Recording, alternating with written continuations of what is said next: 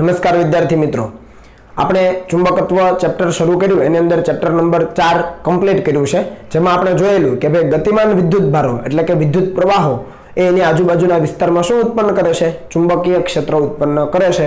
ઓર્સ્ટેડનું અવલોકન હતું, બરાબર, જે આપણે જાણીએ છીએ. કઈ સદીમાં એ સ્ટેટમેન્ટ આપેલું એમણે? 19મી સદીમાં, બરાબર.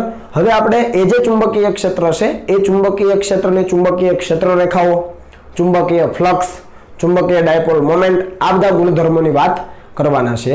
અને એ કયું ચેપ્ટર છે? તો એ ચેપ્ટર નંબર 5 ની અંદર આપણે વાત કરીશું, જેનું નામ છે ચુંબકત્વ અને દ્રવ્ય. સાથે સાથે આપણે જુદા જુદા ચુંબકીય પદાર્થોની પણ વાત કરવાના છીએ. ડાયામેગ્નેટિક, પેરામેગ્નેટિક, ફેરોમેગ્નેટિક, એ તમામ વસ્તુની ચર્ચા આપણે આ ચેપ્ટરમાં કરીશું. તો આપણે ચેપ્ટરની શરૂઆત કરીએ કે ખરેખર આ ચુંબક છે શું, એના વિશે આપણે પહેલા બેઝિક માહિતી લઈ લઈએ. તો પ્રસ્તાવના છે અને અંદર મેં લખ્યું છે ચુંબક અને ચુંબકત્વ. તો ચુંબક કોને કહેવાય? તો ચુંબક એક એવો પદાર્થ છે કે જે આકર્ષવાનો અને દિશા દર્શાવવાનો ગુણધર્મ ધરાવે છે. આકર્ષવાનો ગુણધર્મ એટલે તો કે ચુંબક છે એ લોખંડ, નિકલ, કોબાલ્ટ જેવા ટુકડાને પોતાની તરફ આકર્ષે. અને દિશા દર્શાવવાનો ગુણધર્મ એટલે તો કે ચુંબકને જ્યારે મુક્ત રીતે લટકાવવામાં આવે ત્યારે તે પૃથ્વીની ભૌગોલિક ઉત્તર દક્ષિણ દિશામાં સ્થિર થાય છે. આ ભૌગોલિક ઉત્તર દક્ષિણ દિશા એટલે કઈ? તો કે આપણે જે સાદી ઉત્તર દક્ષિણ દિશા લઈએ છીએ ને, ઉત્તર, દક્ષિણ, પૂર્વ, પશ્ચિમ, એમાંની જે ઉત્તર દક્ષિણ છે એ દિશામાં એ ચુંબક સ્થિર થાય છે. તમને સમજાવું, ધારી લો કે આ બોલપેન એક ચુંબક છે, એની અંદર ઉત્તર અને દક્ષિણ ધ્રુવ હોવાના. હવે આપણને ખબર નથી કે કયો ઉત્તર ને કયો દક્ષિણ છે, તો આને આપણે એક સાદી દોરીથી બાંધી દઈએ અને આવી રીતે આમ પકડી રાખીએ એટલે આ મુક્ત થઈ ગયું. તો આ ચુંબક છે ને એ ભ્રમણ કરશે આ રીતે, સમક્ષિતિજ સમતલમાં કોઈ પણ રીતે ભ્રમણ કરશે. અને કઈ રીતે ઊભું રહેશે? તો એનો જે ઉત્તર ધ્રુવ હશે ને ચુંબકનો, ધારી લો કે આ ઉત્તર ધ્રુવ છે, તો એ ઉત્તર ધ્રુવ પૃથ્વીના ઉત્તર ધ્રુવ બાજુ સ્થિર થશે. અને આ ધારી લો કે ચુંબકનો દક્ષિણ ધ્રુવ છે, તો એ પૃથ્વીના દક્ષિણ ધ્રુવ બાજુ સ્થિર થશે. સમજ પડી ગઈ? જ્યારે તમે આને દોરીથી લટકાવો છો ત્યારે જો ચુંબકનો ઉત્તર ધ્રુવ હશે એ પૃથ્વીના ઉત્તર ધ્રુવ બાજુ અને ચુંબકનો જે દક્ષિણ ધ્રુવ હશે એ પૃથ્વીના દક્ષિણ ધ્રુવ બાજુ સ્થિર થઈ જશે. એટલે તમને ખબર પડી જાય કયો ઉત્તર ને કયો દક્ષિણ. એટલે બે પ્રોપર્ટી થઈ ચુંબકની, એક આકર્ષવાનો ગુણધર્મ અને બીજો છે દિશા દર્શાવવાનો ગુણધર્મ. જો આ ભૌગોલિક ઉત્તર દક્ષિણ દિશા એટલે આપણે સાદી જે ઉત્તર દક્ષિણ દિશા લઈએ છીએ એ જ છે. ચુંબકનું ચુંબકીય ક્ષેત્ર જ્યારે વાત કરીશું ત્યારે ચુંબકનો ઉત્તર ધ્રુવ આવશે, પૃથ્વીના ચુંબકનો ઉત્તર ધ્રુવ આવશે અને પૃથ્વીના ચુંબકનો દક્ષિણ ધ્રુવ આવશે. એ બાબત અલગ છે, એ આપણે આવશે ત્યારે જોઈશું. અત્યારે આપણે જે સાદા ઉત્તર દક્ષિણ દિશા લઈએ છીએ એને ભૌગોલિક ઉત્તર દક્ષિણ દિશા કહેવાય. ભૌગોલિક ઉત્તર તરફ ચુંબકનો જે છેડો રહે એને ચુંબકનો ઉત્તર ધ્રુવ કહેવાય અને ભૌગોલિક દક્ષિણ તરફ ચુંબકનો જે છેડો રહે એને ચુંબકનો દક્ષિણ ધ્રુવ કહેવાય. બરાબર છે? ઉત્તર ધ્રુવને N તરીકે દર્શાવાય નોર્થ અને દક્ષિણ ધ્રુવને S તરીકે દર્શાવાય સાઉથ. ક્લિયર? બીજી એક બાબત વાત કરીએ આપણે કુદરતી ચુંબકો વિશે, એટલે કે જે આપણને કુદરતી રીતે જમીનમાંથી મળે છે, કુદરતમાંથી મળે છે એ. તો એ કયા કયા છે? તો કે લોખંડની કાચી ધાતુ, લેડસ્ટોન, મેગ્નેટાઇટ અથવા આપણે અથવા ન કહીએ પણ સાથે એક બીજી ધાતુ છે Fe3O4. બરાબર, આ કેમિસ્ટ્રીની અંદર તમારે આવતું હોય છે. તો આ બધા જ જે છે એ કુદરતી ચુંબકો છે અને આ બધા જે લોખંડના નાના ટુકડાને પોતાની તરફ આકર્ષતા હોય છે. અને બીજી બાબત છે ચુંબકત્વ. તો ચુંબકત્વ એટલે મેગ્નેટિઝમ. બરાબર, મેગ્નેટિઝમ શબ્દ ક્યાંથી આવ્યો છે? તો કે મેગ્નેશિયા નામના ટાપુ ઉપરથી આવ્યો છે. આની હિસ્ટ્રી તમને ટેક્સ્ટ બુકની અંદર પહેલા અને બીજા પેજ ઉપર આપેલી છે, તમે વાંચી શકો કે મેગ્નેશિયા એક ટાપુ છે જેના ભરવાડો છે એ ઘણા સમય પહેલા, જ્યારે ઈસવીસન પણ શરૂ નહોતા થયા એ પહેલાની વાત, કે આ એક મેગ્નેશિયા નામનો ટાપુ છે. ત્યાંના ભરવાડો જ્યારે પોતાના ઢોરને લઈને ચરાવવા માટે જતા ત્યારે અમુક એવી જમીન હતી કે જ્યાં એના જે પગ છે એ ચોંટી જતા હતા, કારણ કે ખીલીવાળા બૂટ પહેરતા હતા. એટલે ખીલીને પેલી જમીન શું કરે? આકર્ષે. અને સાથે સાથે પેલા એની પાસે લાકડી હોય, ડાંગ, તો એની નીચે પણ કંઈક લોખંડનું આવરણ ચડાવેલું હોય, તો એ ડાંગને પણ એ જમીન પોતાની તરફ આકર્ષતી હતી. એટલે એ લોકોને ચાલવામાં તકલીફ પડતી. એટલે એ લોકોએ ફરિયાદ કરી અને સંશોધનને અંતે ખબર પડી કે ત્યાં કુદરતી ચુંબક અસ્તિત્વ ધરાવે છે, જેને આપણે લોહ ચુંબક પણ કહીએ છીએ. બરાબર, તો આ હિસ્ટ્રી તમને ટેક્સ્ટ બુકની અંદર આપી છે, તમે વાંચી લેજો, પરીક્ષામાં એ કંઈ પૂછાતું નથી. આગળ વધીએ. એવું પણ શોધાયેલું છે કે પૃથ્વી પોતે પણ એક ચુંબક તરીકે વર્તે છે. આ બધી જ શોધખોળ છે ને ચાઇનીઝ લોકોને આભારી છે. બરાબર, એવો એક ઉલ્લેખ તમને ટેક્સ્ટ બુકમાં આપેલો છે. ચાઇનીઝ લોકોએ આ જે ચુંબક છે એનો વિસ્તાર કરેલો છે. ટૂંકમાં એની પાસે આવા ગુણધર્મો છે, એની મદદથી આવું કરી શકાય, એ તમામ વસ્તુની માહિતી આ ચાઇનીઝ લોકોએ આપી છે. એમાંની એક બાબત છે કે પૃથ્વી પોતે પણ એક ચુંબક તરીકે વર્તે છે. જ્યારે આપણો, મારો, તમારો કે આપણા વડવાઓનો જન્મ નહોતો થયો, મનુષ્યની આ ઉત્પત્તિ નહોતી, એ પહેલાના સમયથી પૃથ્વી પોતે પોતાનું ચુંબકત્વ ધરાવે છે. પૃથ્વી પોતે ચુંબક તરીકે વર્તે છે, જેનું ચુંબકીય ક્ષેત્ર છે લગભગ 0.40 ગોસ. યાદ છે ને? ગોસ એટલે 1 ગોસ એટલે 10⁻⁴ ટેસ્લા.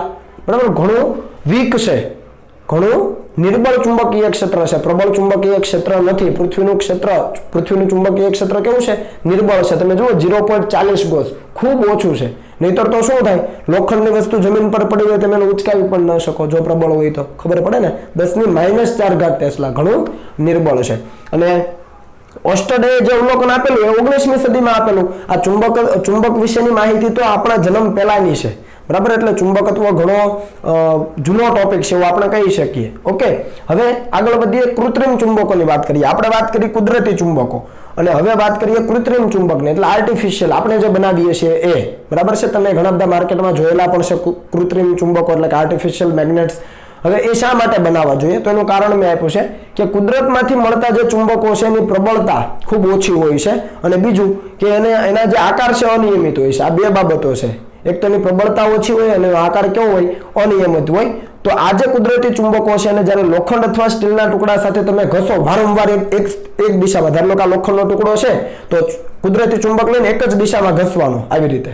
આમ નહીં ઘસવાનું, આમ નહીં, એક જ દિશામાં, ઉપર લઈને પાછો, ઉપર લઈને પાછો, આવી રીતે એક જ દિશામાં જ્યારે ઘસો ત્યારે આ જે ટુકડાઓ છે પોતે પણ ચુંબક તરીકે વર્તવાનું શરૂ કરી દેશે, અને એ જ ચુંબકોને કહેવામાં આવે છે કૃત્રિમ ચુંબકો. નવું એમાં કશું હોતું નથી. કોઈ લોખંડનો ટુકડો લઈને ચુંબક છે મારી પાસે તો એક જ દિશામાં ઘસું, એક જ દિશામાં ઘસું, આવી રીતે નથી કરવાનું, આમ નહીં, એક જ દિશામાં ઘસવાનું, એક જ દિશામાં, બરાબર. તો એ કૃત્રિમ ચુંબકો તૈયાર કરી શકાય. કૃત્રિમ ચુંબકોનો ફાયદો શું? તો કે એની પ્રબળતા વધારે હોય, અને બીજું તમે કોઈ પણ ચોક્કસ આકારમાં એને બનાવી શકો. સિમ્પલ છે.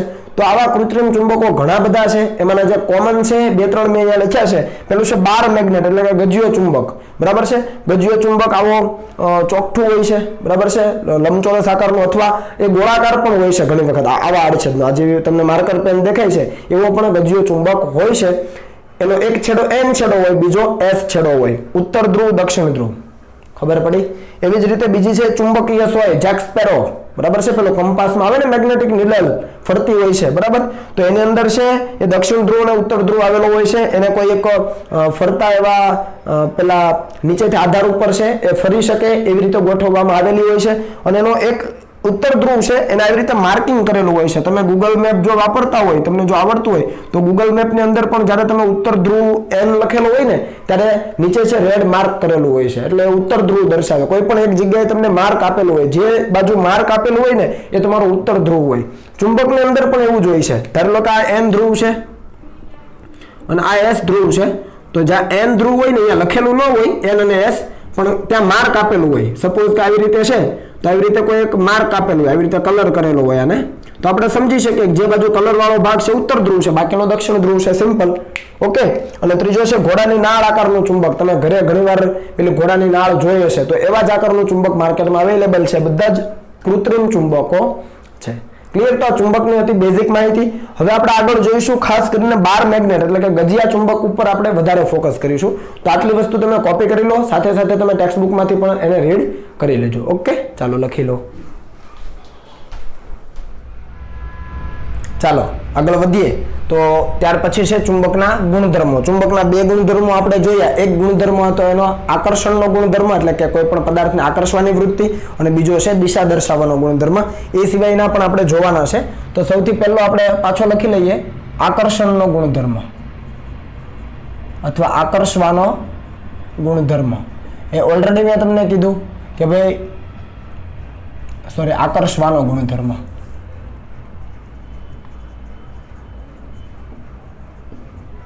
આકર્ષવાનો ગુણધર્મ. ચાલો, એની અંદર આપણે શું કીધું? તો કે લોખંડનો ટુકડો છે, ચુંબક છે એ લોખંડ, કોબાલ્ટ અથવા નિકલને આકર્ષે. આ વાત આપણે કરી છે એટલે હું ટૂંકમાં લખું છું અહીંયા. બીજું કે કોઈ લોખંડ છે એની આજુબાજુના વિસ્તારમાં જો તમે લોખંડનો ભૂકો વેરો, એટલે અહીંયા ધારી લો કે લોખંડનો ટુકડો છે આપણી પાસે, લોખંડ નહીં, ચુંબકનો ટુકડો છે. તો ચુંબકનો ટુકડો છે એટલે એના આજુબાજુના વિસ્તારમાં જ્યારે તમે લોખંડનો ભૂકો નાખશો એટલે શું થશે ખબર? એ લોખંડનો ભૂકો અહીંયા ચુંબકના આજુબાજુના વિસ્તારમાં છે એ કેન્દ્રિત થઈ જશે, કોઈ ચોક્કસ પેટર્નમાં ગોઠવાશે. આવી તમે બાબત છે એ ધોરણ 10 ની અંદર ભણી ગયા છો. યાદ આવે છે કઈ આવું? લોખંડનો ભૂકો છે એ ચુંબકના આજુબાજુના વિસ્તારમાં છે એ ગોઠવાઈ જાય અને સૌથી વધારે ભૂકો ક્યાં ગોઠવાશે તો કે આ જે એના છેડાના ભાગ છે ત્યાં કંઈક ગોઠવાશે, બરાબર છે। સૌથી વધારે લોખંડનો ભૂકો ક્યાં ગોઠવાશે? છેડાના ભાગ છે ત્યાં। તો જે ભાગ પાસે સૌથી વધારે લોખંડનો ભૂકો ભેગો થાય એને કહેવામાં આવે છે એના ધ્રુવ। આને એન ધ્રુવ કહેવાય અને એસ ધ્રુવ કહેવાય। એટલે લોખંડના ચુંબકના બે ધ્રુવ છે, ચુંબકના બે ધ્રુવ હોય। એક કયો હોય? એન ધ્રુવ એટલે કે ઉત્તર ધ્રુવ, અને બીજો કયો હોય? એસ ધ્રુવ એટલે કયો ધ્રુવ? દક્ષિણ ધ્રુવ। આ બધી બેઝિક માહિતી છે કે ભાઈ જ્યારે કોઈ ચુંબક છે આપણી પાસે, એ ચુંબકના આજુબાજુના વિસ્તારમાં તમે લોખંડનો ભૂકો છે એ વેરી દોશો, આજુબાજુના વિસ્તારમાં છે એ છોડી દોશો એના ઉપર, ત્યારે એ લોખંડનો ભૂકો છે આવી કંઈક પેટર્નમાં ગોઠવાય અને સૌથી વધારે આકર્ષણ છે એ આ જે ચુંબક છે એના છેડાના બિંદુઓ પાસે હોય, એટલે છેડાના ભાગ પાસે હોય। તો આ જે છેડાના બે ભાગ છે એને કહેવામાં આવે છે એના ધ્રુવ। એક છે ઉત્તર ધ્રુવ અને બીજાને કહેવામાં આવે છે એનો દક્ષિણ ધ્રુવ, બરાબર છે। બીજો એનો ગુણધર્મ છે દિશા દર્શાવવાનો ગુણધર્મ। દિશા દર્શાવવાનો ગુણધર્મ। તો દિશા કઈ રીતે દર્શાવે છે? તો મેં તમને ઓલરેડી વાત કરી કે ધારી લો કે તમારી પાસે કોઈ ચુંબક છે આ રીતે, હવે એની અંદર કયો એન ધ્રુવ અને કયો એસ ધ્રુવ તમને ખબર નથી, બરાબર છે। કયો એન અને કયો એસ આપણને ખબર નથી, તો આપણે શું કરીએ? તો આ જે ચુંબક છે એને આપણે કોઈ દોરી વડે બાંધી દઈએ અને આ રીતે છે એ શિરોલંબ સમતલમાં લટકાવી દઈએ, બરાબર। એટલે થશે શું? તો ધારી લો કે આપણું આ છે એ દિશા ઉત્તર દક્ષિણ છે અને એને લંબ દિશા કઈ થઈ જાય? હું અહીંયા ત્રિપારિમાણિક આકૃતિ બનાવું છું, એટલે ત્રિપારિમાણિક આકૃતિમાં જો તમે વિચારો તો આ થઈ જાય પૂર્વ પશ્ચિમ, બરાબર છે। આ એક બાબતને તમે ખાસ ધ્યાન રાખો, આ પૂર્વ થઈ જાય,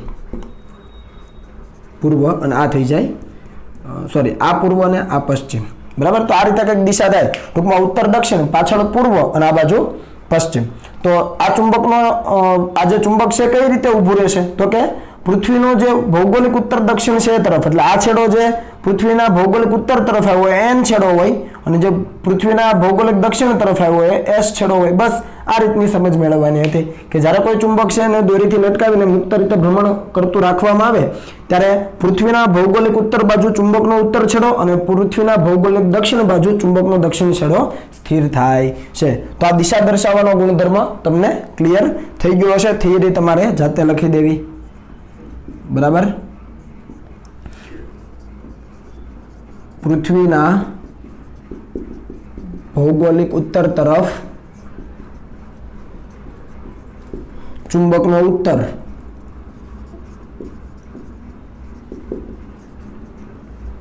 અને પૃથ્વીના ભૌગોલિક દક્ષિણ તરફ ચુંબકનો દક્ષિણ છેડો સ્થિર થાય છે। ત્રીજો ગુણધર્મ છે કે સમાન ધ્રુવો શું કરે છે? અપાકર્ષણ અનુભવે। આ તો ખ્યાલ જ છે ને, સમાન ધ્રુવ એટલે એન એન વચ્ચે શું થાય? અપાકર્ષણ થાય। એસ એસ વચ્ચે શું થાય? અપાકર્ષણ થાય। તથા અસમાન ધ્રુવો, અસમાન ધ્રુવો એટલે એન અને એસ એ શું અનુભવે છે? તો કે આકર્ષણ અનુભવે છે। આ બધાને સમજ આવે છે। જેવી રીતે આપણે વિદ્યુત ભાર માટે લેતા હતા, સિમ્પલ છે, સમાન ધ્રુવ હોય એટલે એન એન હોય કે એસ એસ હોય, કેવું બળ લાગે? અપાકર્ષી બળ લાગે। અને અસમાન ધ્રુવ હોય એટલે કે એન એસ હોય તો કેવું બળ લાગે? આકર્ષી બળ લાગે। સિમ્પલ છે, બરાબર। તો આ બેઝિક પ્રોપર્ટી છે। ચોથું છે કે ભાઈ magnetic poles always exist in a pair, એટલે ચુંબકીય ધ્રુવો છે, ચુંબકીય ધ્રુવો હંમેશા જોડમાં જ ઉદ્ભવે છે। આનો મતલબ શું? તો અહીંયા હું તમને આકૃતિ સ્વરૂપે ખાલી સમજાવું છું, વ્યવસ્થિત રીતે સમજી લો કે ધારો લો કે આપણી પાસે આવડો મોટો ચુંબક છે, એક એન છેડો હોય અને બીજો એસ છેડો હોય। કઈ રીતે નક્કી થાય? આ રીતે નક્કી થાય, બરાબર છે। લટકાવી દો એટલે ખબર પડે। હવે તમે ધારો લો કે આના બે ટુકડા કરો છો, હવે આના બે ટુકડા કરો છો એટલે એક ટુકડો આટલો અને આ બીજો ટુકડો, ચુંબકની લંબાઈ આપણે ધારી લો કે બદલાતી નથી એ રીતે રાખીએ છીએ, બીજી રીતે કોઈ એનો વ્યય પણ થતો નથી એ રીતે રાખીએ, તો તમે આ એક ચુંબક તો એના બે ટુકડા કરી દો ને તો થાય શું ખબર? આ છેડો તો એને જ હતો અને આ છેડો તો S જ હતો. હવે આ S છે ને અલગ ટુકડો થઈ ગયો તો આ N છેડો બની જાય અને આ N છે તો આ S છેડો બની જાય. ટૂંકમાં એક ચુંબકના તમે બે ટુકડા કરો તો એ બે ચુંબક છે પોતે અલગ ચુંબક તરીકે, બે ટુકડા પોતે અલગ ચુંબક તરીકે વર્તે. એક જ ચુંબકના તમે બે ટુકડા કરો તો બંને ટુકડા અલગ અલગ ચુંબક તરીકે વર્તે.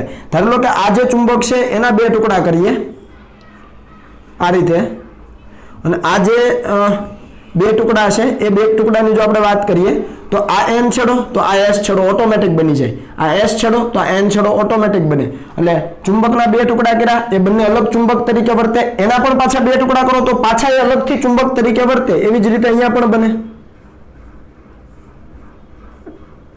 આ જે ચુંબક હતું ટુકડો હતો એના ફરીથી બે ટુકડા કરો તો આ NS ફરીથી પાછા અલગ ચુંબક તરીકે વર્તવા માંડે. એટલે તમે જોઈ શકો જેટલા ટુકડા કરો, અસંખ્ય ટુકડા પણ કરી દો તો પણ N અને S છેડા એ એક સાથે જ હોય. કોઈ દિવસ તમને ખાલી એકલો અટુલો N કે એકલો અટુલો S છેડો જોવા મળે નહીં. એટલે જ લખ્યું કે ચુંબકીય ધ્રુવો હંમેશા જોડમાં જ ઉદ્ભવે. ખ્યાલ આવે છે? ચુંબકીય ધ્રુવો હંમેશા જોડમાં જ ઉદ્ભવે છે. એકલો અટુલો ચુંબકીય ઉત્તર ધ્રુવ કે એકલો અટુલો ચુંબકીય દક્ષિણ ધ્રુવ જોવા મળતા નથી. અહીંયા લખી દઈએ એકલો અટુલો ચુંબકીય ઉત્તર કે ચુંબકીય દક્ષિણ ધ્રુવ અસ્તિત્વ ધરાવતા નથી. અસ્તિત્વ ધરાવતા નથી. આપણે વિદ્યુત ભાર માટે વાત કરેલી એ તમને કઈ યાદ આવે છે? વિદ્યુત ભારો છે એ એકલા અટુલા હોઈ શકે. એકલો ધન વીજભાર કે એકલો ઋણ વીજભાર તમને મળી શકે અને જોડમાં પણ મળી શકે, જેને આપણે વિદ્યુત ડાયપોલ કહેતા હતા. ખ્યાલ આવે છે? પણ એકલો અટુલો ધન વીજભાર મળી શકે, એકલો અટુલો ઋણ વીજભાર પણ મળી શકે. એના જેવું અહીંયા નથી. એકલો અટુલો N છેડો કે એકલો અટુલો S છેડો તમને ક્યારેય મળે નહીં. હંમેશા કેવા હોય?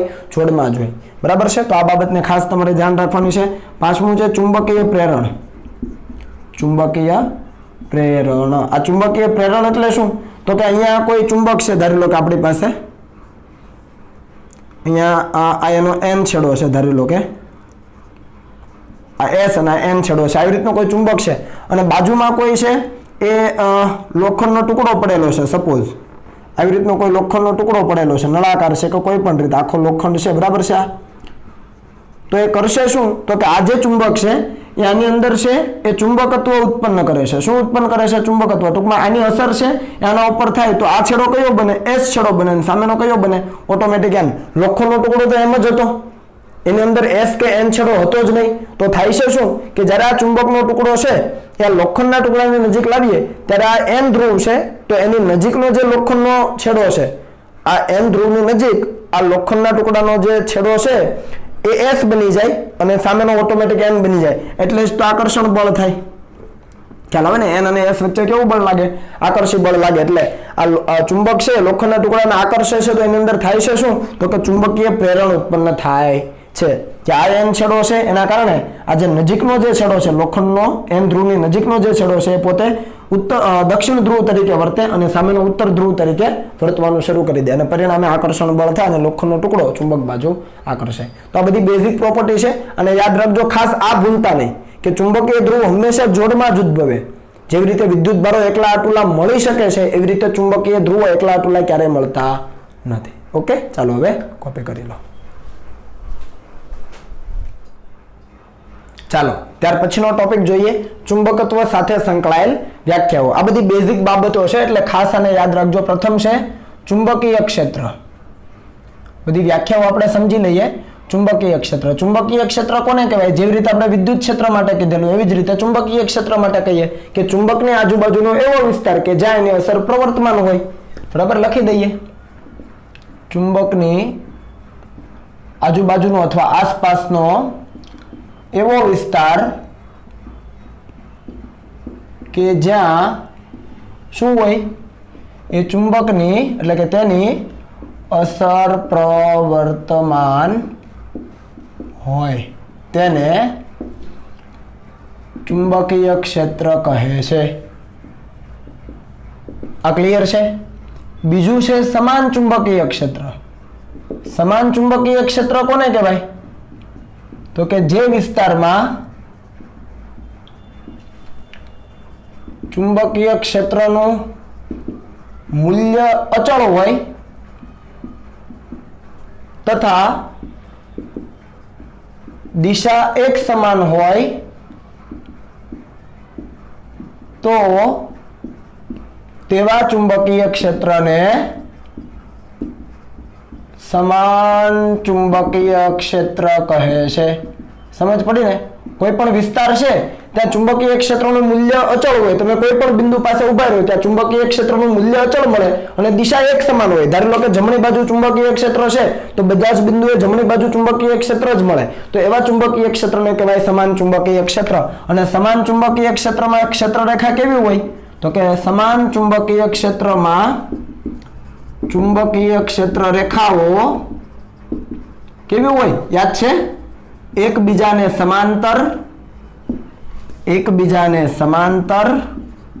અને એકબીજાથી સમાન અંતરે આવેલ હોય છે. આ બંને બાબતો ક્લિયર થઈ?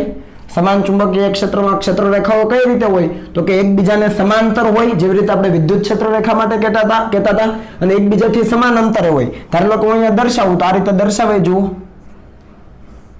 આ શું દર્શાવેલું છે? સમાન ચુંબકીય ક્ષેત્ર દર્શાવ્યું છે. ધારો કે જમણી તરફ છે, તમે કોઈ પણ બિંદુએ ઉભા રહો, જુઓ ચુંબકીય ક્ષેત્ર રેખાઓ કેવી છે? એકબીજાને સમાંતર છે, જોઈ લો, અને એકબીજાથી સમાન અંતરે છે, તો આ ચુંબકીય ક્ષેત્ર સમાન ચુંબકીય ક્ષેત્ર છે એવું કહેવાય. ધારો લો કે પૃષ્ઠની અંદર જતું ચુંબકીય ક્ષેત્ર દર્શાવવું હોય તો સમાન ચુંબકીય ક્ષેત્ર, તો આવું દર્શાવી શકાય. જુઓ આ બોર્ડની અંદર તરફ જતું, અંદર જાય તો આપણે ચોકડી તરીકે દર્શાવીએ છીએ ને, તો તમને ખ્યાલ આવી જાય કે આ પણ એક સમાન ચુંબકીય ક્ષેત્ર જ છે અંદર તરફની દિશાનું. સેમ ટુ સેમ બહાર તરફ આવતું ચુંબકીય ક્ષેત્ર દર્શાવવું હોય તો સમાન ચુંબકીય ક્ષેત્ર, કંઈક આવું કરવું પડે ડોટ સ્વરૂપમાં. ડોટ એટલે બહાર તરફની દિશા. ખ્યાલ આવે છે? તો આ બધા જ સમાન ચુંબકીય ક્ષેત્રના ઉદાહરણો થઈ ગયા. ક્લિયર છે? બરાબર. ચાલો નંબર 3 ઉપર જઈએ. ત્રીજો પોઈન્ટ આપણો છે મેગ્નેટિક પોલ એટલે ચુંબકીય ધ્રુવો. તો ચુંબકીય ધ્રુવની હમણાં જ મેં વાત કરી. ચુંબકીય ધ્રુવ કોને કહેવાય? ચુંબકીય ધ્રુવ કોને કહેવાય? કે જે વિસ્તારમાં એની અસર વધારે પ્રવર્તમાન હોય, એને આકર્ષવાની વૃત્તિ વધારે હોય. એટલે આપણે લખી શકીએ કે ચુંબકના જે વિસ્તાર પાસે ચુંબકીય આકર્ષણ વધારે હોય, ચુંબકીય આકર્ષણ વધારે હોય તેને ચુંબકના એટલે કે તેના ચુંબકીય ધ્રુવો કહે છે. હમણાં જ મેં તમને વાત કરેલી કે ભાઈ ધારી લો કે આ ચુંબક છે અને આજુબાજુમાં લોખંડનો ભૂકો નાખવામાં આવે તો લોખંડનો ભૂકો વધુ ક્યાં કેન્દ્રિત થવાનો? આ જે છેડાના ભાગ છે ત્યાં. તો આ જે છેડાના ભાગ છે એટલે કે ત્યાં ચુંબકીય આકર્ષણ વધારે છે, તો એને કહેવાય ચુંબકીય ધ્રુવો. ત્યાર પછી આપણે વાત કરીએ ચુંબકીય અક્ષ.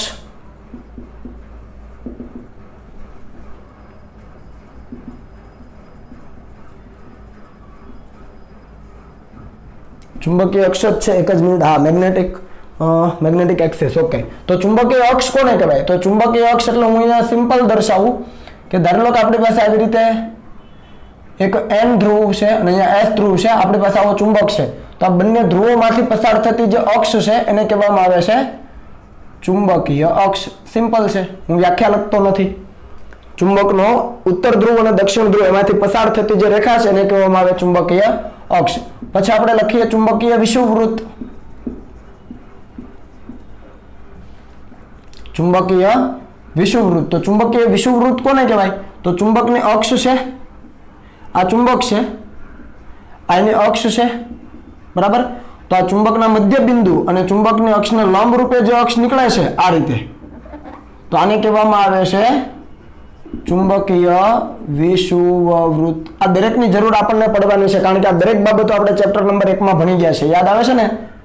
વિદ્યુત ડાયપોલની અક્ષ પર, વિદ્યુત ડાયપોલની વિષુવરેખા પર વિષુવવૃત્ત કયો કે વિષુવરેખા કયો, બંને વસ્તુ સરખી જ છે. વિષુવરેખા કહી દો, ચાલો. ખ્યાલ આવે છે? તો ચુંબકીય અક્ષ એટલે ધ્રુવોમાંથી પસાર થતી અક્ષ, અને ચુંબકીય વિષુવરેખા એટલે ધ્રુવોમાંથી પસાર થતી અક્ષને લંબ રૂપે અને ચુંબકના મધ્યમાંથી પસાર થતી અક્ષને કહેવાય એની વિષુવરેખા. ત્યાર પછી છે ચુંબકીય લંબાઈ. આ ખાસ સમજજો, ચુંબકીય લંબાઈ એટલે કે મેગ્નેટિક લેન્થ. તો આપણી પાસે કોઈ ચુંબક હોય ને, ચુંબક હું અહીંયા થોડું મોટું દર્શાવું એટલે તમને સમજ આવે. કોઈ આ ચુંબક હોય ને તો એ ચુંબકના આપણે N અને S ધ્રુવ જો દર્શાવીએ ને તો એક્ઝેક્ટ એ છેડા પાસે ન હોય. ખાસ સમજજો, જે N અને S ધ્રુવ છે ને છેડા પાસે ન હોય, છેડાથી થોડાક અંદર હોય. આવી રીતે તમે જુઓ, આવી રીતે આ જે છે એ N ધ્રુવ છે, અથવા ધારી લો કે આપણે આને ચાલો આને N કહીએ ને આને S કહીએ. આ જે ડોટ દર્શાવ્યા છે ને ત્યાં એના ધ્રુવ હોય. એક્ઝેક્ટ છેડા અહીંયા આ જે ધાર છે છેડા ત્યાં ક્યારેય ધ્રુવ હોતા નથી. ધ્રુવ ક્યાં હોય છે, અસ્તિત્વ ક્યાં ધરાવતા હોય? છેડાથી થોડાક અંદરના વિસ્તારમાં. તો આ જે અંદરના વિસ્તારની જે લંબાઈ છે, જો આખી ચુંબકને નથી લેતો, આ જે ધ્રુવો વચ્ચેનું જે અંતર છે એને કહેવામાં આવે છે ચુંબકીય લંબાઈ. શું કહેવામાં આવે છે? ચુંબકીય લંબાઈ. એને દર્શાવવામાં આવે 2L સદિશ વડે. હને એટલે અહીંયા લખી દઉં છું, ચુંબકીય લંબાઈ એટલે કે 2L ની દિશા S થી N તરફ હોય. ક્યાં હોય? આ ખાસ સમજજો. ફરીથી રિપીટ કરું છું, ચુંબક છે એના જે ઉત્તર અને દક્ષિણ ધ્રુવ છે એક્ઝેક્ટ છેડા પાસે મળતા નથી, છેડાથી થોડા અંદરના બિંદુએ હોય. અને એ બે ધ્રુવો વચ્ચેનું જે અંતર છે એને કહેવામાં આવે છે ચુંબકીય લંબાઈ. એ ચુંબકીય લંબાઈ જેને 2L સદિશ વડે દર્શાવાય એની દિશા S થી N તરફ હોય છે. આનો ઉપયોગ આપણે ચુંબકીય ડાયપોલ મોમેન્ટ જ્યારે સમજાવીશ ત્યારે કરીશું. અત્યારે યાદ રાખો. અને આ જે છેડાના ભાગ છે એ આખી લંબાઈ છે એને કહેવામાં આવે છે ભૌમિતિક લંબાઈ. શું કહેવામાં આવે છે? ચુંબકની ભૌમિતિક લંબાઈ. આ ચુંબકીય લંબાઈ છે અને લખી દઈએ ચાલો, ચુંબકીય લંબાઈ. અને નીચે છે ભૌમિતિક લંબાઈ છે. અને બંનેનો ગુણોત્તર જો આપણે લઈએ તો આપણે અહીંયા લખી દઈએ ચુંબકીય લંબાઈ. આ તમારી જાણ માટે, ચુંબકીય લંબાઈના છેદમાં ભૌમિતિક લંબાઈ, તો એ ગુણોત્તર લગભગ મળે છે 0.84. કંઈ પૂછાતું નથી પણ તમારી જાણ માટે. પણ યાદ રાખજો કે ચુંબકના જે ધ્રુવો છે એ ખરેખર છેડે નથી હોતા, થોડા છેડાથી અંદરના વિસ્તારમાં હોય છે. અને એમના વચ્ચેના અંતરને કહેવામાં આવે છે ચુંબકીય લંબાઈ, જેને 2L સદિશ તરીકે દર્શાવાય. એ ચુંબકીય લંબાઈની દિશા ક્યાં હોય છે? S થી N તરફ. એટલે જો 2L સદિશને દર્શાવવું હોય તો આ રીતે દર્શાવવાનો થાય. ક્લિયર છે? બરાબર. ચાલો હવે આને કોપી કરી લો. ચાલો ત્યાર પછી આગળ જઈએ તો આપણે એવું જોયેલું છે કે કોઈ વિદ્યુત ભારે બીજા વિદ્યુત ભાર પર બળ લગાડે તો એને આપણે વિદ્યુત બળ કહેતા હતા. એવી જ રીતે જો કોઈ ચુંબક છે એ બીજા ચુંબક ઉપર બળ લગાડે અથવા બીજા કોઈ ચુંબકીય પદાર્થ ઉપર બળ લગાડે તો એને આપણે ચુંબકીય બળ કહી શકીએ. તો એ ચુંબકીય બળ માટે કુલમ્બનો નિયમ કઈ રીતે આપી શકાય? જેવો આપણે વિદ્યુત ભાર માટે આપેલો, યાદ છે ને કે ભાઈ બે વિદ્યુત ભારો વચ્ચે લાગતું જે વિદ્યુત બળ છે એ બંને વિદ્યુત ભારોના મૂલ્યોના ગુણાકારના સમપ્રમાણમાં અને તેમની વચ્ચેના અંતરના વર્ગના વ્યસ્ત પ્રમાણમાં હોય છે. કંઈક આવું કીધેલું. ક્લિયર?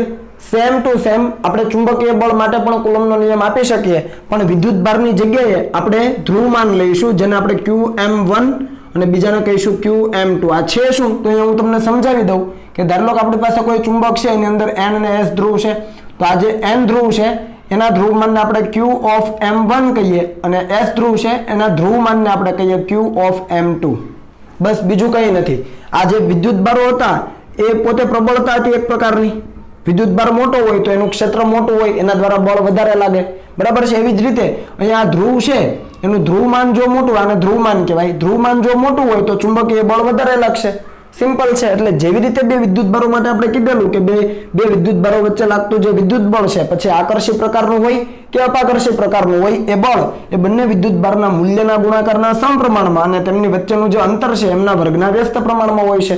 એવી જ રીતે ચુંબકીય બળ કઈ રીતે આપી શકાય? તો કે કોઈ પણ ચુંબક છે એના બે ધ્રુવ છે, એ બે ધ્રુવ વચ્ચે લાગતું જે ચુંબકીય બળ છે એ ચુંબકીય બળ એ બંને જે ધ્રુવો છે એના ધ્રુવમાનના ગુણાકારના સમપ્રમાણમાં, બંનેનું જે ધ્રુવમાન છે એના ગુણાકારના સમપ્રમાણમાં અને તેમના વચ્ચેના અંતરના વર્ગના વ્યસ્ત પ્રમાણમાં હોય છે. સિમ્પલ છે. અથવા અહીંયા આ S છેડો છે ને અહીંયા કોઈ બીજો કોઈ ચુંબક છે એનો S છેડો છે અને બંને વચ્ચેનું અંતર ધારી લો કે R છે, તો એના માટે પણ આ નિયમ સાચો પડે. સમજ આવે? એટલે હું અહીંયા લખું છું એટલે તમને સમજ આવશે કે આપેલા બે ધ્રુવો વચ્ચે કોઈ પણ બે ધ્રુવ હોઈ શકે. એ એક ચુંબકના બંને ધ્રુવો હોઈ શકે અથવા અલગ અલગ ચુંબકના પણ ધ્રુવો હોઈ શકે. એટલે આપેલા બે ધ્રુવો વચ્ચે લાગતું ચુંબકીય બળ, અહીંયા ચુંબક છે તો ચુંબકીય બળ આવશે એ બંને ધ્રુવોના ધ્રુવમાન ના ગુણાકારના સમપ્રમાણમાં અને તેમની વચ્ચેના અંતરના વર્ગના વ્યસ્ત પ્રમાણમાં હોય છે. આ એક સ્ટેટમેન્ટ ખૂબ અગત્યનું છે કે આપેલા બે ધ્રુવો વચ્ચે લાગતું જે ચુંબકીય બળ છે એ ચુંબકીય બળ બંને ધ્રુવોના ધ્રુવમાનના ગુણાકારના સમપ્રમાણમાં, ધારો કે બે ધ્રુવમાન લઈએ, આ છે એક ધ્રુવનું ધ્રુવમાન અને આ છે બીજા ધ્રુવનું ધ્રુવમાન. અહીંયા મેં ક્યુ તરીકે દર્શાવ્યા છે જેથી તમને વધારે સમજ આવે. ધારો કે બંને વચ્ચેનું અંતર છે r. તો અહીંયા જે બળ છે ચુંબકીય બળ એ બંને જે ધ્રુવમાન છે એના ગુણાકારના સમપ્રમાણમાં, એટલે qm1 * q of m2, અહીંયા સફિક્સમાં m1 m2 છે, એમના ગુણાકારના સમપ્રમાણમાં એમની વચ્ચેનું જે અંતર છે એના વર્ગના વ્યસ્ત પ્રમાણમાં. સિમ્પલ છે, બરાબર છે. ઘણી વખત આ જે ધ્રુવનું ધ્રુવમાન છે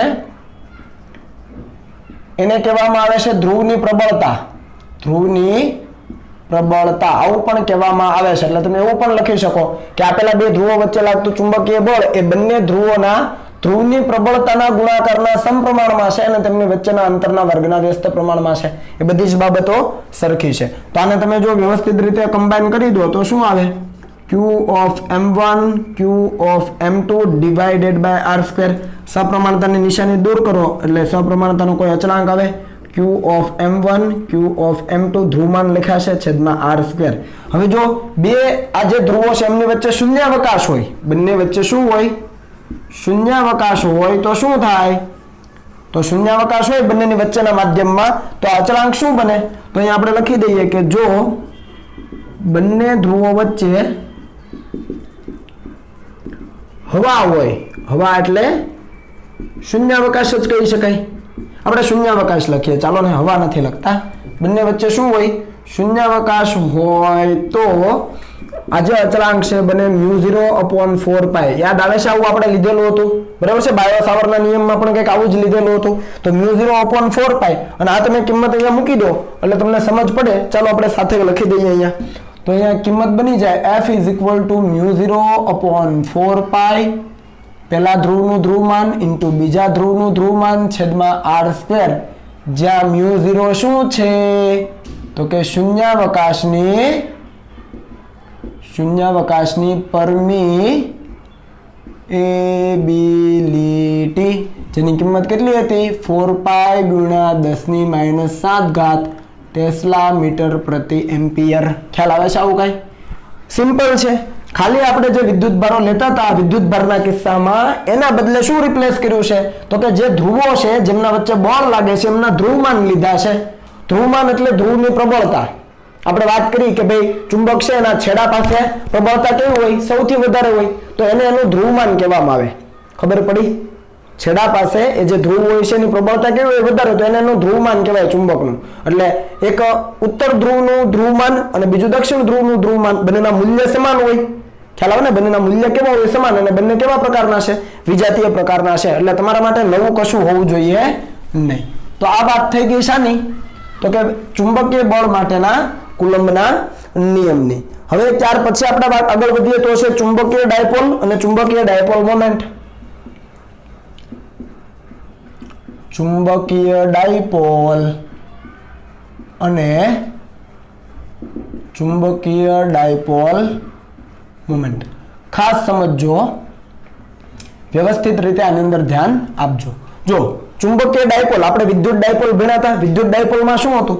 તો કે એક ધન વીજભાર હોય, બીજો ઋણ વીજભાર હોય અને એમની વચ્ચેનું અંતર 2a હોય. ખ્યાલ આવે છે કે નહીં? સમાન મૂલ્યના વિજાતીય વિદ્યુત ભારોને એકબીજાથી નિશ્ચિત અંતરે મૂકતા બનતી રચના શું હતી? વિદ્યુત ડાયપોલ હતી. એવી જ રીતે અહીંયા આપણે વિદ્યુત ભારોની જગ્યાએ શું લઈએ છીએ? ધ્રુવમાન લઈએ છીએ, qm1 qm2. બરાબર છે? તો આપણે ચુંબકીય ડાયપોલ માટે શું લખી શકીએ? તો કે બે સમાન મૂલ્યના વિજાતીય પ્રકારના ધ્રુવમાનને એકબીજાથી ચોક્કસ અંતરે મૂકતા બનતી રચનાને કહેવાય ચુંબકીય ડાયપોલ. ખબર પડી ને? લખીએ અહીંયા ચુંબકીય ડાયપોલ. શું લખાય? બે સમાન મૂલ્યના કેમ કે ધ્રુવમાન બંનેનું સમાન જ હોય, મૂલ્યમાં સમાન જ હોય, બરાબર. બે સમાન મૂલ્યના તથા વિજાતીય એવા ધ્રુવમાનને એકબીજાથી ચોક્કસ અંતરે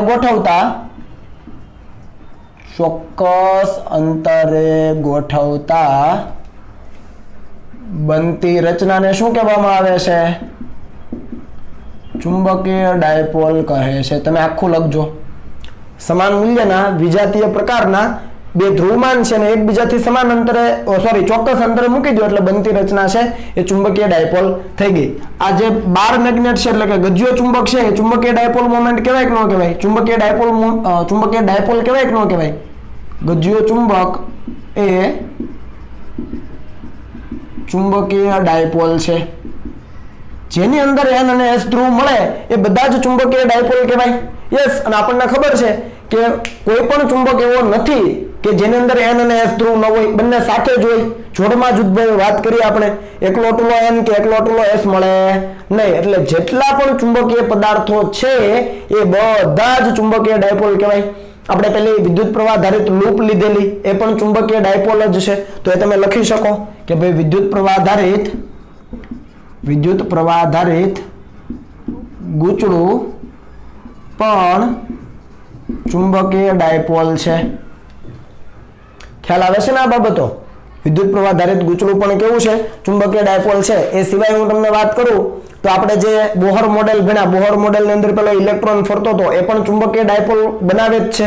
કારણ કે એ જ્યારે ભ્રમણ કરતો હોય ત્યારે એનાથી વિરુદ્ધ દિશામાં છે પ્રવાહનું નિર્માણ થાય, અને પ્રવાહનું નિર્માણ થાય તો એક પ્રકારનું વિદ્યુત પ્રવાહ આધારિત ગૂંચળું ગણી શકાય આપણે કાલ્પનિક, બરાબર. તો એ પણ ચુંબકીય ડાયપોલ જ થઈ. સિમ્પલ. અને હવે વાત કરીએ ચુંબકીય ડાયપોલ મોમેન્ટની. ચુંબકીય ડાયપોલ મોમેન્ટ. તો ચુંબકીય ડાયપોલ મોમેન્ટને આપણે m અથવા મ્યુ તરીકે દર્શાવીએ છીએ. આ તો તમે જાણો જ છો, અગાઉ પણ મેં તમને આની વાત કરી દીધી છે થોડી ઘણી. હવે તમે વિદ્યુત ડાયપોલ માટે શું કરતા હતા વિચારો? તો વિદ્યુત ડાયપોલ માટે તમે ડાયપોલ મોમેન્ટ P સદિશ વ્યાખ્યાયિત કરતા હતા. યાદ આવે છે આવું કઈ? P = Q × 2a. તો હતું શું? તો કે બેમાંથી એક વીજભારનું મૂલ્ય અને બંને વચ્ચેનું અંતર. બેમાંથી એક વીજભારનું મૂલ્ય અને બંને વચ્ચેનું અંતર એટલે વિદ્યુત ડાયપોલ મોમેન્ટ. તો અહીંયા શું કરવાનું છે? તો કે ચુંબકીય ડાયપોલ મોમેન્ટ m અથવા ચુંબકીય ડાયપોલ મોમેન્ટ μ = અહીંયા વિદ્યુતભાર નથી, બેમાંથી એક ધ્રુવ છે એનું ધ્રુવમાન. જો qm1 અને qm2 ધ્રુવમાનના મૂલ્ય સરખા qm જ છે, તો બેમાંથી બે ધ્રુવમાન છે એમાંથી એક ધ્રુવમાન છે અથવા એક ધ્રુવ છે એનું ધ્રુવમાન. બે ધ્રુવમાંથી એક ધ્રુવનું ધ્રુવમાન અને બંને વચ્ચેનું અંતર. આપણે બંને વચ્ચેનું અંતર કેટલું લીધું હતું? 12 લીધેલું. યાદ આવે છે આવું કઈ? હું આકૃતિ વ્યવસ્થિત બનાવી દઉં તો તમને અહીંયા સમજ આવે. જુઓ કંઈક આવી રીતે આપણે કરેલું કે ભાઈ એના ધ્રુવો છે કંઈક અંદર હોય છે. આ N ધ્રુવ થયો અને આ S ધ્રુવ થયો, તો એમની વચ્ચેનું જે અંતર છે એને આપણે 12 કીધેલું. કે નથી યાદ આવતું કાંઈ? બરાબર. જેવી રીતે આપણે વિદ્યુત ભારો માટે લીધું છે એવી જ રીતે આનું જે ધ્રુવમાન છે એને આપણે qm1 કહી દઈએ અને આના ધ્રુવમાન આપણે qm2 કહી દઈએ. ચાલો હવે બધું સમજાઈ જાય છે. તો પહેલા તો તમને વિદ્યુત ડાયપોલની જેમ ચુંબકીય ડાયપોલ સમજાઈ ગઈ કે બે વિદ્યુત ભારો અને એમના વચ્ચેનું અંતર કંઈક હોય તો વિદ્યુત ડાયપોલ. એવી જ રીતે ચુંબકીય ડાયપોલ એટલે તો કે બે સમાન મૂલ્યના વિજાતીય ધ્રુવમાન એમની વચ્ચેનું ચોક્કસ અંતર એટલે ચુંબકીય ડાયપોલ. હવે ચુંબકીય ડાયપોલ મોમેન્ટ શું? તો એને m સદિશ અથવા μ સદિશ તરીકે દર્શાવીએ તો પેલા વિદ્યુત ડાયપોલ મોમેન્ટ શું હતી? બેમાંથી એક વીજભારનું મૂલ્ય અને બંને વચ્ચેનું અંતર એનો ગુણાકાર. તો અહીંયા પણ એવું જ છે, બે ધ્રુવ છે એમાંથી કોઈ પણ એક ધ્રુવનું ધ્રુવમાન અને બંને વચ્ચેનું અંતર. સિમ્પલ. વાર્તા પૂરી થઈ ગઈ. બીજી વસ્તુ, ડાયપોલ મોમેન્ટ સદિશ રાશિ છે તો m સદિશ તો આ 12 સદિશ હોય. તો m સદિશની દિશા ક્યાં? ગજિયા ચુંબક માટે, બાર મેગ્નેટ માટે દિશા ક્યાં? તો આપણે આના માટે ક્યાં કહેતા હતા? ઋણથી ધન. આ p સદિશની દિશા ક્યાં હતી? ઋણથી ધન હતી. યાદ આવે છે કઈ આવું? તો અહીંયા ક્યાંથી ક્યાં હશે? S થી n. ક્યાંથી ક્યાં લેવાની છે? m સદિશ એટલે કે ચુંબકીય ડાયપોલ મોમેન્ટની દિશા S થી n તરફ હોય છે. ભૂલી ન જવાય. ક્લિયર છે? તો આ દરેક બાબતો અહીંયાથી કાઢી નાખો. એક રહેવા દઉં છું, બાકી હવે તમને બધું સમજાઈ ગયું છે. ઓકે, જેવી રીતે વિદ્યુત ડાયપોલ મોમેન્ટની દિશા ઋણ વીજભારથી ધન વીજભાર તરફ હતી, સેમ ટુ સેમ અહીંયા ચુંબકીય ડાયપોલ મોમેન્ટની દિશા S ધ્રુવથી N ધ્રુવ તરફ હોય છે. આ ભૂલવાનું નથી. એટલે અહીંયા જો તમારે દર્શાવવું હોય તો તમે આ રીતે દર્શાવી શકો, M સદિશ. હવે તમે ધન અને ઋણ વીજભારને રિલેટ કરો તો શું થાય? તો કે અહીંયા ધારી લો કે ધન વીજભાર છે અને અહીંયા ધારી લો કે ઋણ વીજભાર છે. તો ચુંબકીય ડાયપોલ મોમેન્ટ ક્યાં હતી? આ રીતે હતી. સોરી, વિદ્યુત ડાયપોલ મોમેન્ટ આ રીતે હતી. ચુંબકીય ડાયપોલ મોમેન્ટ ક્યાંથી ક્યાં છે? તો કે S ધ્રુવથી અથવા S ધ્રુવથી કઈ બાજુ છે? N ધ્રુવ તરફ. તો તમે સરખાવી શકો કે ભાઈ N ધ્રુવ છે એ કોને સમતુલ્ય છે? વિદ્યુત ડાયપોલના ધન વીજભારને સમતુલ્ય છે. S ધ્રુવ કોને સમતુલ્ય છે? તો કે વિદ્યુત ડાયપોલના ઋણ વીજભારને સમતુલ્ય છે. આ બાબત સમજ આવશ્યક નથી આવતી. આ તો આપણે ભણેલા જ હતા. ઋણ વીજભારથી ધન વીજભાર તરફ વિદ્યુત ડાયપોલ મોમેન્ટ હોય, બરાબર. તો ચુંબકીય ડાયપોલ મોમેન્ટ ક્યાં છે? S થી N તરફ છે. તો આ બંનેને તમે સરખાવો, બંનેની દિશા આમ જ છે. -q થી +q p સદિશની દિશા અને S થી N M સદિશની દિશા. તો બંનેની દિશા એક જ બાજુ છે. તો ઋણ વીજભાર કોને સમતુલ્ય? તો S છેડાને અને ધન વીજભાર N છેડાને. આ તમારી સમજ માટે તમને યાદ રહી જાય. એક યાદ રહે તો બીજું ઓટોમેટિક યાદ રહે, બરાબર. તો આ તો કુલમ્બનો નિયમ, ચુંબકીય ડાયપોલ અને ચુંબકીય ડાયપોલ મોમેન્ટ. ચુંબકીય ડાયપોલ મોમેન્ટનો એકમ શું છે? એમનો એકમ યાદ આવે છે? એક બીજું સૂત્ર પણ તમને કરાવેલું, I × A મુજબ એમ્પિયર × મીટર સ્ક્વેર, અથવા એનો બીજો એકમ છે જૂલ પ્રતિ ટેસ્લા. કદાચ હું ભૂલતો નથી તો યસ, જૂલ પ્રતિ ટેસ્લા. આ આપણે સાબિત કરીશું. આ મેં તમને આપેલો છે I × A મુજબ.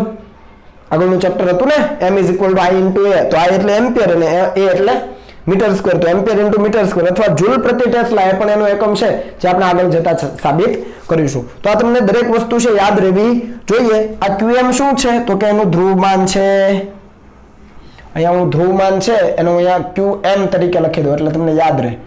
કોઈ એક ધ્રુવ હોય તો એને QM1 કહેવાય, બીજા ધ્રુવ માટે QM2. બાકી લખાય એને QM મૂલ્યમાં, બરાબર છે. એ વિદ્યુત ભારને જ સમતુલ્ય છે એટલા માટે મેં QM લીધું છે. બાકી તમે ખાલી M1 અને M2 પણ લઈ શકો, પણ ખાલી M1 M2 લેશો તો તમને ચુંબકીય ડાયપોલ મોમેન્ટ લાગશે, એટલે મેં QM લીધું. ખબર પડી ને? તમે M1 અને M2 લઈ શકાત, પણ M1 M2 લઈશ તો તમને ચુંબકીય ડાયપોલ મોમેન્ટનો અનુભવ થશે કે આવું લીધું. એવું નથી. એટલે અલગ કરવા માટે મેં Q of M લીધું છે. રેડી? ચાલો હવે લખી લો.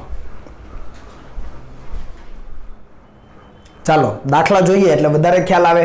પહેલો દાખલો છે કે બે સમાન ચુંબકીય ધ્રુવો છે કે જેની પ્રબળતાનો ગુણોત્તર, પ્રબળતા એટલે ધ્રુવમાન, ધ્રુવોની પ્રબળતા એટલે ધ્રુવમાન, એ ધ્રુવમાનનો ગુણોત્તર આપ્યો છે 1:2 છે. એટલે એકનું ધ્રુવમાન Q of M કહીએ તો બીજાનું એનાથી ડબલ થાય, તો જ બંનેનો ગુણોત્તર 1:2 થાય.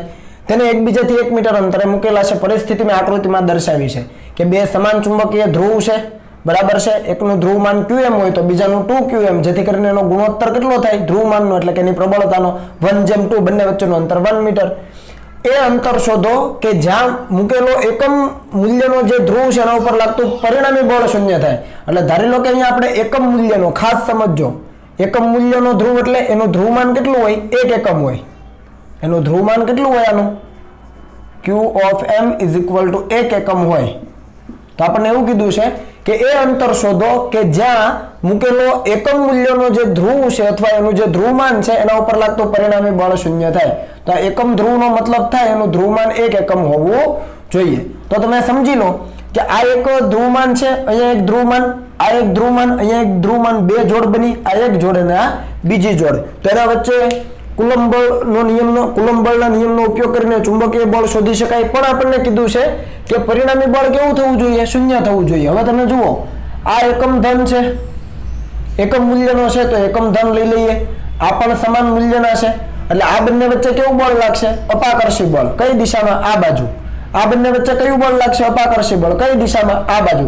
કારણ કે આ બિંદુ પાસે આપણે બળ શોધવાનું છે, જેવું આપણે વિદ્યુત ભાર માટે કરતા હતા, સેમ ટુ સેમ. આજે એકમ મૂલ્યનો જે ધ્રુવ છે એના ઉપર QM ના કારણે ક્યાં બળ લાગે? જમણી તરફ. કેટલું? ધારો કે F1. 2QM ના કારણે આના ઉપર ક્યાં બળ લાગે? આના ઉપર આ બાજુ બળ લાગે, અપાકર્ષી છે, કેમ કે બધા એક સમાન છે. ધારો કે બધા જ ધન છે, અહીંયા ધન ન કહેવાય પણ ધારો કે બધા N ધ્રુવો છે તો બધા વચ્ચે અપાકર્ષી બળ લાગવાનું. તો F1 અને F2 સમાન મૂલ્યના પરસ્પર વિરુદ્ધ દિશામાં ના થાય તો આ એકમ મૂલ્યનો જે ધ્રુવ છે એના ઉપર લાગતું પરિણામી બળ 0 થાય. તો F1 is equal to F2. હવે આપણો સાદો નિયમ શું હતો તો કે μ0 upon 4 pi qm1 qm2 upon r². તો ધારી લઈએ કે જે પહેલો ધ્રુવમાન છે ત્યાંથી x જેટલા અંતરે પરિણામી બળ શૂન્ય થાય તો બીજા ધ્રુવમાનથી કેટલું થાય તો આખું 1 મીટર છે આ x તો બાકીનું 1 - x. પહેલા ધ્રુવમાનથી આ જે અંતર છે જ્યાં પરિણામી બળ શૂન્ય થાય છે ધારી લો કે x તો બાકીનું કેટલું 1 - x. તો પહેલા માટે x² લખાય. આ બંનેની જોડ માટે વિચારો તો μ0 upon 4 pi આનું ધ્રુવમાન એટલે qm આનું ધ્રુવમાન એટલે 1 ડિવાઇડેડ બાય બંને વચ્ચેનો અંતરનો વર્ગ એટલે x² ઇઝ ઇક્વલ ટુ બીજાનું બળ વિચારો બીજા બે વચ્ચે તો કે μ0 upon 4 pi આનું ધ્રુવમાન એટલે 2qm આનું ધ્રુવમાન એટલે 1 ડિવાઇડેડ બાય બંને વચ્ચેનો અંતરનો વર્ગ 1 - x આખાનો વર્ગ. μ0 upon 4 pi μ0 upon 4 pi ગયા qm ગયા તો આ 2 * x² ગુણાઈ જાય અને 1 - x આખાનો વર્ગ આ બાજુ આવી જાય. સાદું રૂપ આપો એટલે તમને x ની કિંમત મળે 0.414 મીટર. સમજ પડી? તમારે શું સમજવાનું છે કે અહીંયા જે બળ લાગે છે પરિણામી બળ શૂન્ય ક્યારે થાય તો કે આ જેટલું બળ આના ઉપર લગાવે એટલું જ બળ આ આના ઉપર લગાવે બંનેના મૂલ્ય સમાન દિશા પરસ્પર વિરુદ્ધ થાય તો પરિણામી બળ શૂન્ય થાય. તો આ વસ્તુ તમે સમજી શકો. માત્ર ને માત્ર તમારે આ સૂત્ર યાદ રાખવાનું છે q0 upon 4 pi qm1 * qm2 divided by r². બરાબર એના ઉપરથી તમે કરી શકો. બીજો દાખલો જુઓ. આપણને કીધું છે કે ગજિયા ચુંબકની ચુંબકીય ડાયપોલ મોમેન્ટ 5 એમ્પિયર * મીટર² છે.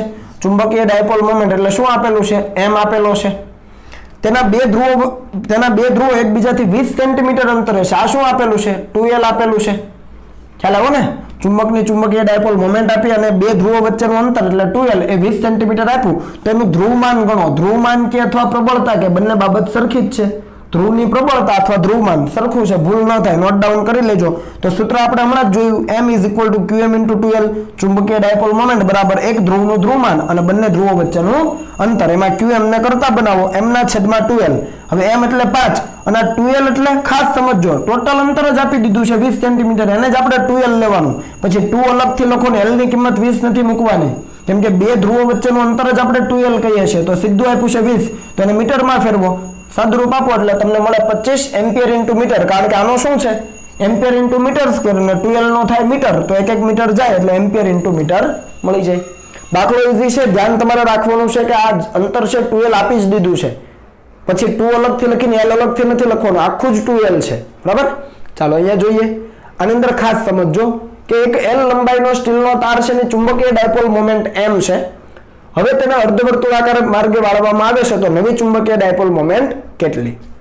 તમે જુઓ l લંબાઈનો સ્ટીલનો તાર છે એની તમને ચુંબકીય ડાયપોલ મોમેન્ટ આપી એનો મતલબ કે એ જે તાર છે એનો એક છેડો n ધ્રુવ હશે અને બીજો છેડો s ધ્રુવ હશે. તો એ બાબત અહીંયા દર્શાવી.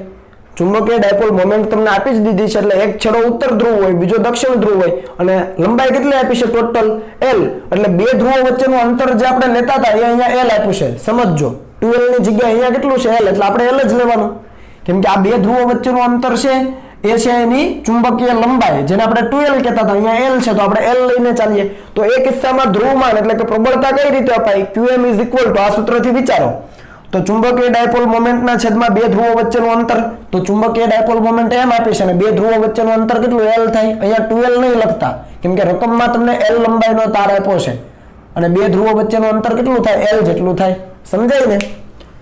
ધ્રુવમાન એટલે ચુંબકીય ડાયપોલ મોમેન્ટ છેદમાં બે ધ્રુવ વચ્ચેનું અંતર તો ચુંબકીય ડાયપોલ મોમેન્ટ છેદમાં બે ધ્રુવ વચ્ચેનું અંતર એટલે અહીંયા l થવાનું. આટલી વસ્તુ ક્લિયર? હવે આ તારને અર્ધવર્તુળાકાર માર્ગે વાળી દો તો જુઓ આ n છેડો એમ જ રહેવાનો આ s છેડો એમ જ રહેવાનો. અહીંયા આમ બેન્ડ કરો અર્ધવર્તુળાકાર માર્ગે અને આ એના વર્તુળ માર્ગનું કેન્દ્ર હોય અર્ધવર્તુળ માર્ગનું કેન્દ્ર તો આ ત્રિજ્યા r થાય આટલી ત્રિજ્યા r તો બાકીની ત્રિજ્યા પણ કેટલી થાય r થાય. તો બે ધ્રુવો વચ્ચેનું હવે નવું અંતર કેટલું થઈ ગયું r + r 2r.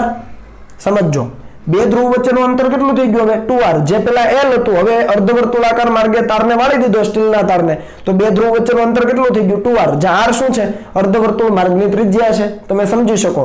તો અહીંયા આ લંબાઈ લખી શકાય. આ લંબાઈ કેટલી થાય આખી લંબાઈ હોય તો 2πr થાય અડધી હોય તો ખાલી πr 2πr નું અડધું 2πr/2 એટલે ખાલી πr એમાંથી r ને પકડો તો l/π લખાય.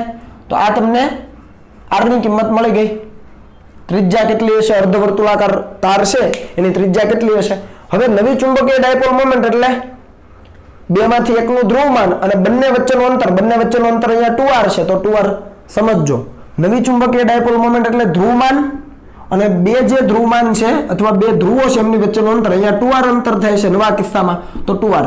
qm ની કિંમત આપણી પાસે છે m/l, તો m/l મૂકી દીધી. 2 as it is, r ની કિંમત l/π, અહીંયાથી ll કેન્સલ, તો 2m/π તમારો જવાબ થયો.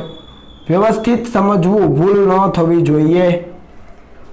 બરાબર છે. ફરીથી રિપીટ કરું છું, જ્યારે તાર સીધો છે ત્યારે ધ્રુવમાન વ્યાખ્યાયિત કરી દીધું. હવે અર્ધવર્તુળાકાર માર્ગે વાળો તો બે ધ્રુવ વચ્ચેનું અંતર જે છે 2r થઈ જાય, એ ખાસ ધ્યાનમાં રાખો. અને લંબાઈ છે કઈ રીતે લખાય તારની, તો આ રીતે લખાય, કેમ કે અડધો ચાપ બન્યો, આખો ચાપ હોય તો 2πr, અડધો હોય તો ખાલી πr, તો ત્રિજ્યા મળી ગઈ. હવે નવી ચુંબકીય ડાયપોલ મોમેન્ટ એટલે ધ્રુવમાન ગુણ્યા બે ધ્રુવો વચ્ચેનું અંતર. ધ્રુવમાન છે આપણી પાસે, અંતર પણ છે, મૂકી દો કિંમત, 2m/π મળી જાય. હવે એક બાબત જે તમારે નોંધ રાખવાની છે એ અમે અહીંયા લખી છે, ખૂબ અગત્યની છે, ધ્યાન આપજો કે જ્યારે qm ધ્રુવમાન ધરાવતો ચુંબક છે એના બે એક સમાન ભાગ કરવામાં આવે ત્યારે શું થાય. કોઈ ચુંબક છે જેનું ધ્રુવમાન આપણી પાસે છે qm, એટલે n ધ્રુવનું પણ qm અને s ધ્રુવનું પણ qm, એવું સમજવાનું. બરાબર છે. તો qm ધ્રુવમાન ધરાવતો ચુંબક છે એના બે એક સરખા ભાગ કરીએ. હવે બે એક સરખા ભાગ કઈ રીતે કરાય, તો આ જેની અક્ષ છે એ અક્ષને સમાંતર પણ કરાય અને અક્ષને લંબ પણ થાય. તો પહેલું જોઈએ કે લંબાઈની દિશામાં ભાગ કરીએ, ટૂંકમાં અક્ષની દિશામાં.